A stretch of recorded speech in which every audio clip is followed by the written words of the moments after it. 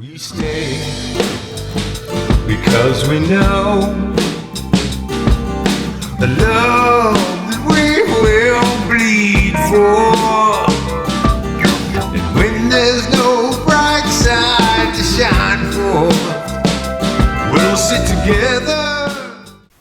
You got to fill us in a little bit more than that as to how the compass pointed in this direction, of all places. Okay, I traveled through the States,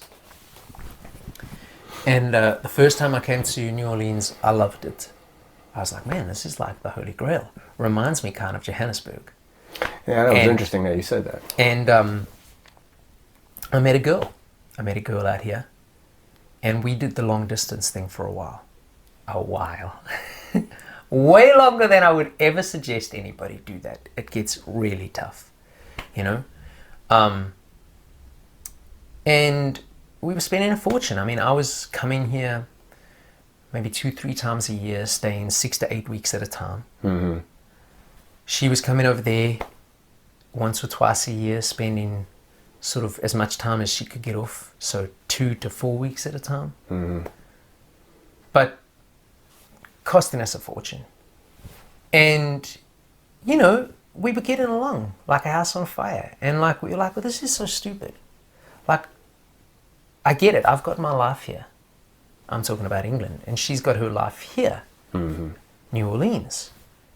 And again, I was looking at what my band members were doing. And it was taking us quite a long time to finish the album that we're currently working on, because of personal things that were always going on. Sure. Not just with me, but with everybody. Life. How many guys? 4 guys. Okay. And, well, including myself, 4 guys. And I just kind of started looking at it, and I was like, you know, maybe I need to, for the first time in my life, at least I felt like the first time in my life, maybe I need to make a decision for my life versus potentially, and this was the first time I ever thought like this, versus potentially not taking a chance on my life and instead being so driven by band, music, which I'm still extremely driven by both of those things. Please don't get me wrong. But I started to, there were certain things that happened, which I'm not going to go into detail because it'll make me sound like I'm a bitter, negative musician, and I don't want to be that guy. Yeah. But there were certain things that happened that made me start going, well, okay,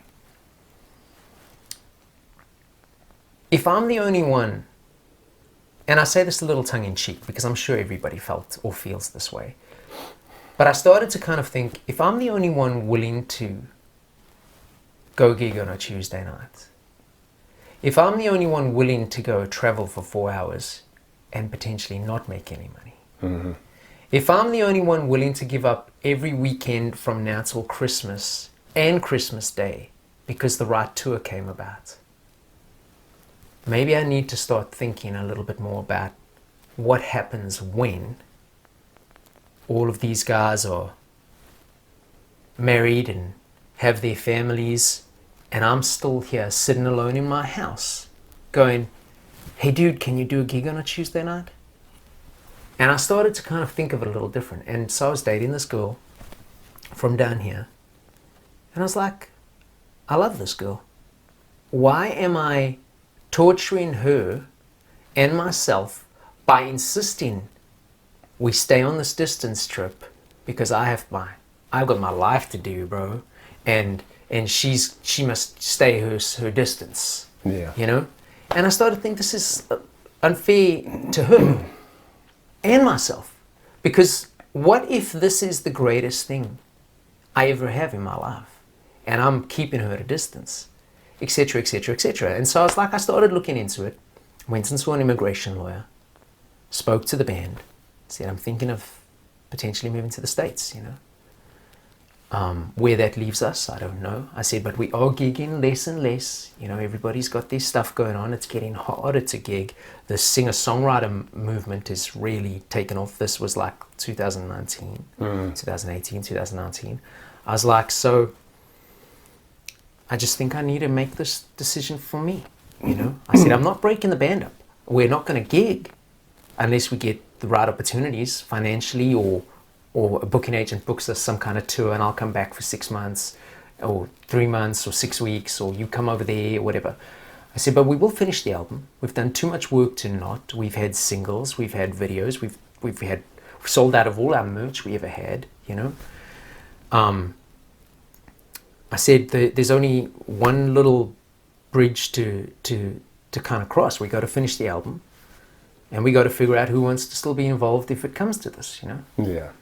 And at that, you know, at first everybody was, yeah, we'll do it kind of thing. But you realize that once, and again, I don't mean this from an arrogant point of view, but you realize once the captain's not there, the ship starts to not really go anywhere. Sure. And so it's now to a point where myself and the guitarist in that band have been finishing the album for the last couple of months. It's a slow process because, you know. Is that the same guy that was from Pyramid Tongue? No. Oh, okay. No, Different. but he was the same guy from Monk and Pure. Gotcha. Yeah, and the bass player who was in Pyramid Tongue and Monk and Pure, he was in this band as well, but certain life things eventually took him out. Sure. That's my brother. And yeah, and that's what brought me here. Yeah. You know? How long have you been here? 3 years. Really? Yes. What do you think?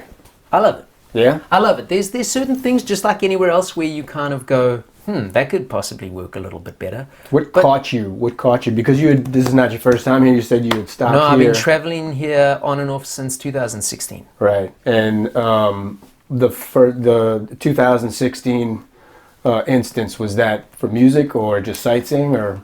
I'd gone through some stuff. I needed some time off. Gotcha. Again, from a, and this is again not to make me try to sound like a hero, right? I've missed more Christmases, birthdays, weddings, anniversaries, births than anybody I've ever known. Right? I didn't take holidays. I went through some shit. And I was like, man, I just gotta go. I just gotta go. And so I booked myself a few weeks across America. Gotcha. And that's what brought me here. And it was purely from a, let me go and be around nobody I know. Yeah. And so I think New Orleans or Louisiana, I think was my 4th or 5th stop. Yeah. You know? That's cool. Yeah. So that was the first time I came. Yeah. Yeah. And I would imagine you were soaking in a lot of live music. Tons. The first? Yeah. Tons. And I got to be honest, even though I had no intention to move, from the first day I put my feet on Royal Street or Bourbon Street or anything like that, I was like, let me see how this works. And instantly started trying to network with musicians. How does this work? How does the money work here? How do you get gigs? How did you get here? So they tip. How do the tips work? Do the bars pay guarantees? Like, from day one. And I had no intention of moving. It's just the way I'm wired. You know, I want to know everything about the musician. I want to know, wait, did I give you food here? Yeah, you Is it good? Yeah, you never left yourself. You just left your surroundings. I just needed to leave my surroundings. Exactly. Yeah. You know, and so no, I mean, I was only here a few days because I was going through as many states as possible. I think I hit like maybe 19 or so. Mm-hmm. And so I was only here like maybe 3 or 4 days. I can't quite even remember the first time. Oh, but I was from this bar to that bar to that bar to that bar. It's funny, I see people on the street and stuff now that are still playing that were guys I met on the first trip here. Yeah. You know? So That's it's right. like, it's an incredible town. Yeah. You know? That's got to be interesting in itself, because you've experienced music atmospheres, I guess in a commercial sense, on 3 different continents. Yeah. How do you feel about this one as compared to some of the others? I guess they all have their pros and cons. Very much so. And I think if you are a working musician, which essentially is what I am, you couldn't do better than places like New Orleans, possibly Nashville, Austin. I've heard Miami. I don't know. Oh, look at all these buttons. Give me some of this. And, oh, hey, look at that. I like that one, too. That's nice. And thumbs up, everybody. I want everybody to have a thumb. And I like sharing.